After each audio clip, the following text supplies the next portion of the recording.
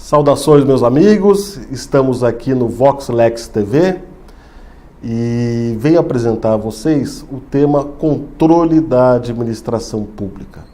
Meus caros, nesse recorte pontual, gostaria de trazer um questionamento específico. Quais são os malefícios e quais são os benefícios do controle da administração pública? Vocês devem imaginar que toda atividade que é controlada, ela traz, de certa forma, um atraso no seu desenvolvimento. Mas por que um atraso?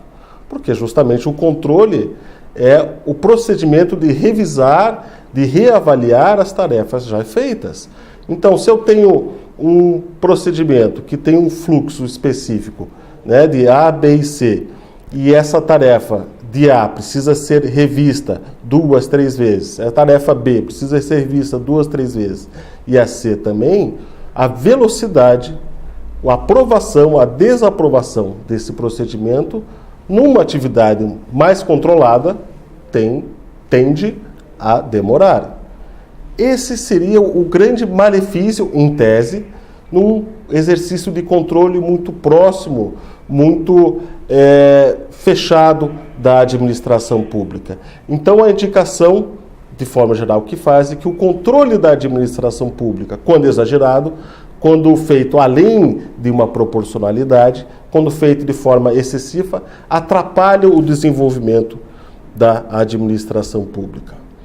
Mas será que temos autorização, podemos ver o controle da administração pública apenas sobre esse aspecto ruim de um eventual retardamento do seu desenvolvimento? E se a administração pública tem esse retardamento, ela também retarda a atender às necessidades do cidadão? Quais são os benefícios que o controle da administração pública traz? Legitimidade da sua atuação, um fortalecimento do próprio sistema democrático que vivemos hoje em dia, porque o ato que é revisado, reavaliado, ele passa a ter chancelas de pessoas, chancelas de órgãos que atestam que aquilo que foi feito efetivamente foi o correto. E se foi feito de forma correta, em tese não precisará ser refeito. Ou seja, temos dois lados da mesma moeda. Quem sabe um controle próximo, um controle rígido da administração pública evita que novos procedimentos desnecessariamente se repitam, e um controle exagerado traz para o desenvolvimento das relações intersubjetivas do Estado uma forma de congelamento ou engessamento dessas relações. Então, qual seria o ideal? Como sempre, em todas as situações da nossa vida, o ideal é um equilíbrio. Não só um controle negativo, um controle repressivo daquilo que é feito no Estado, mas também um controle proativo. Não uma indicação apenas do que está errado pelo errado, mas uma indicação do que eventualmente está equivocado e mostrar caminhos possíveis para se alcançar o bem do cidadão. Não podemos nos esquecer que o grande mote, o grande fio condutor de todas as relações do Estado é atender o cidadão. O próprio Estado foi criado para ajudar a desenvolver, para ajudar a melhorar a vida, do aspecto prático, do cidadão. E se vocês pegarem o artigo 3º da Constituição, está muito claro.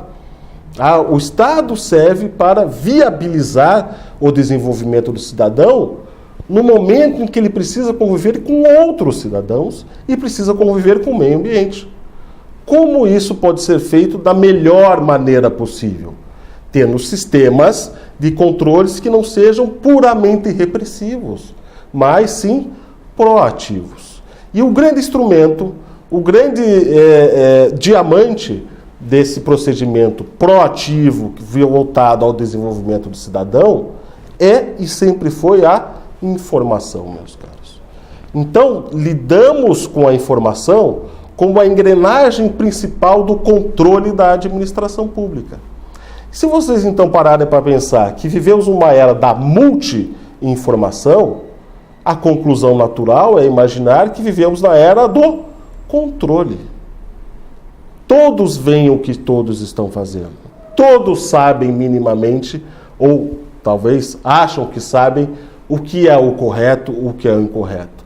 Jamais tivemos uma facilidade tão grande em absorver informações e externar informações. Logicamente, existe uma série de malefícios, né, nessa troca rápida de informações, sem uma depuração adequada, mas esse é um outro assunto. O que nos interessa é imaginar que aquelas informações antes restritas, privilegiadas, logo que tinham um valor muito maior, hoje são informações comuns, com acesso à maioria das pessoas. E muitas vezes são informações que são colhidas e recebidas sem tantos intermediários como eram de outro tempo.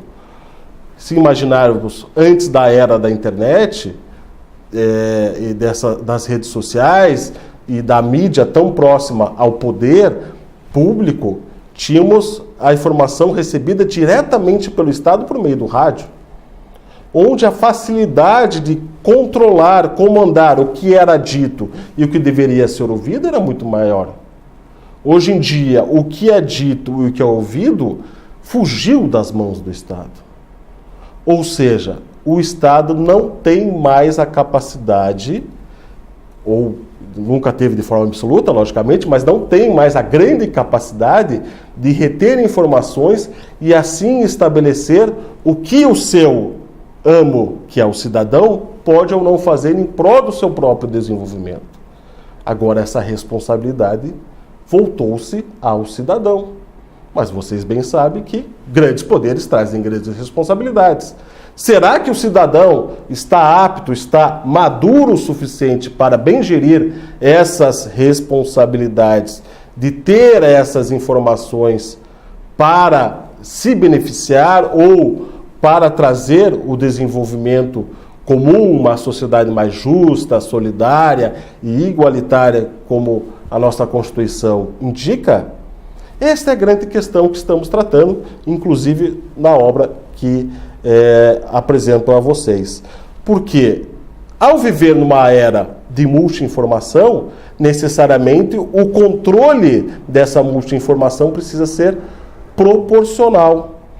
Por isso, então, que nós travamos de uma maneira muito mais ostensiva e de uma maneira muito mais próxima à nossa casa, sentimos isso no dia a dia, um combate à corrupção muito maior. Não é por acaso.